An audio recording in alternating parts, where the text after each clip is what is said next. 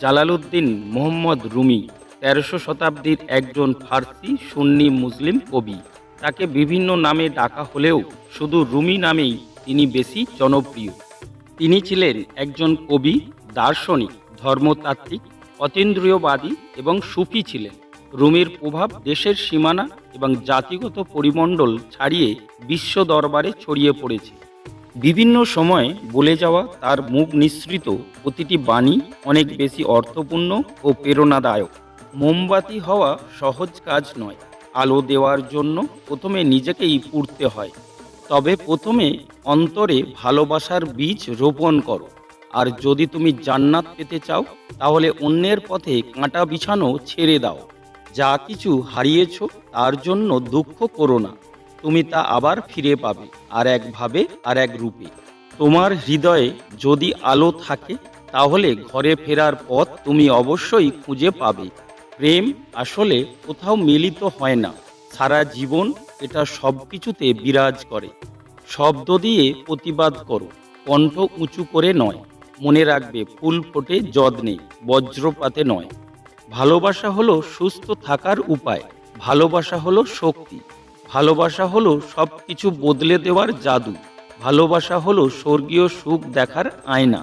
এসো আবারও ভালোবাসায় নিমগ্ন হই। ভালোবাসায় এই পৃথিবীর সমস্ত ধূলিকণা চকচকে সোনায় রূপান্তর করি। সিংহকে তখনই সুদর্শন দেখায় যখন সে খাবারের খোঁজে শিকারে বেরোয়। নতুন কিছু তৈরি করো, নতুন কিছু বলো, তাহলে পৃথিবীটাও হবে নতুন। মেনে নাও, স্রষ্টা যে সমস্যাগুলো তোমাকে দিয়েছেন, কেবল তখনই সমস্যা থেকে উত্তরণের দরজা খুলে যাবে। সুন্দর ও উত্তম দিন তোমার কাছে আসবে না, বরং তোমারই এমন দিনের প্রতি অগ্রসর হওয়া উচিত।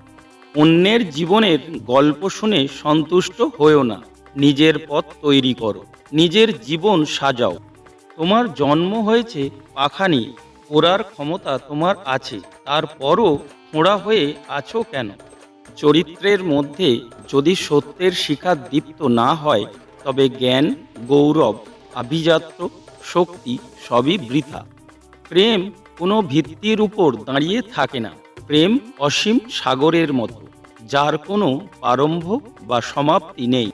প্রার্থনা কুয়াশা দূর করে অন্তরের শান্তি ফিরিয়ে আনে। প্রতিটি সকাল আর সন্ধ্যায় হৃদয়ে দিয়ে গেয়ে ওঠো, হে খোদা, তুমি ছাড়া কেউ নেই। আমাদের চারপাশেই সৌন্দর্য ছড়িয়ে রয়েছে, কিন্তু এটা বুঝতে হলে বাগানে হাঁটতে হবে। এই পৃথিবীতে মন থেকে ফুটে আসা মিষ্টি মুখের হাসির চেয়ে মূল্যবান আমার কাছে আর কিছুই মনে হয় না, বিশেষ করে তা যদি কোনো নিষ্পাপ শিশুর থেকে আসে। পিতামাতার ধৈর্য আমার অসীম ধৈর্য সমুদ্রের ফেনা স্বরূপ। কত ফেনা আসে যায়, কিন্তু সমুদ্র সদা নিজ স্থানে স্থির বিদ্যমান থাকে।